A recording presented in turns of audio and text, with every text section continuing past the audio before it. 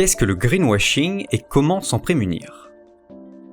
Le greenwashing, ou éco-blanchiment, est un procédé mercantile visant à embellir l'image d'une société, d'une organisation ou de tout individu en promouvant son prétendu engagement dans l'intérêt écologique.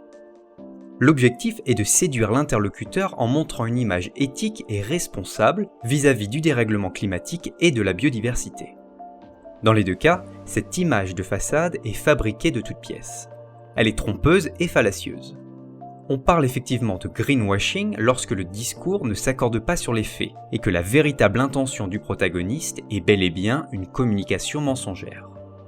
Tant que la mascarade n'est pas découverte, l'entreprise en question profite de l'opinion favorable du public, plutôt sensibilisé dans l'ensemble, bien que sous-documenté, aux questions sur le climat.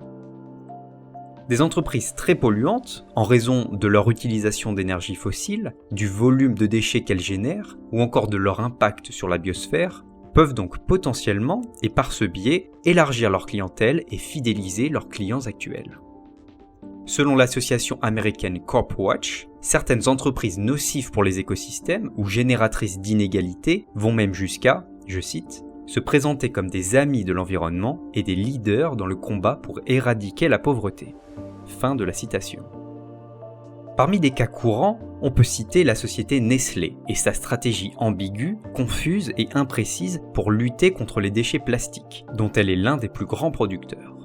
Ou bien la chaîne de restaurants McDonald's, en changeant, en Europe seulement, la couleur de son logo, passant du rouge au vert, alors qu'elle est l'un des plus gros vendeurs de viande au monde, l'une des industries les plus polluantes.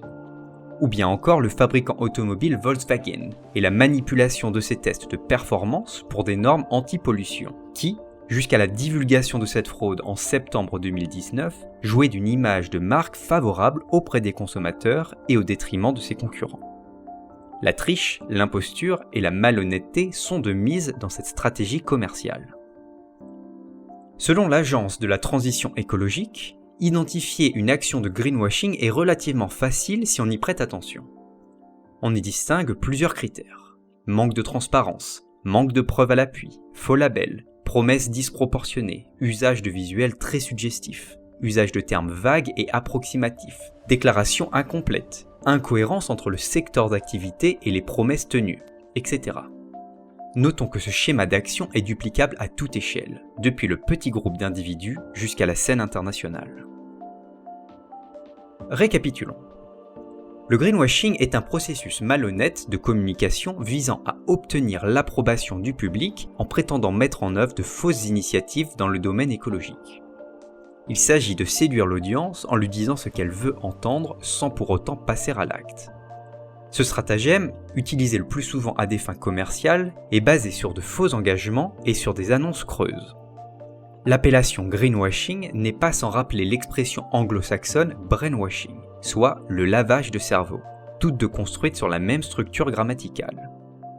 Afin de se prémunir de ce genre de communication mensongère, il est essentiel de garder un esprit critique, de remettre en question les déclarations des entreprises, publiques comme privées, de vérifier la véracité des propos énoncés et surtout de se demander à qui profitent vraiment ces déclarations.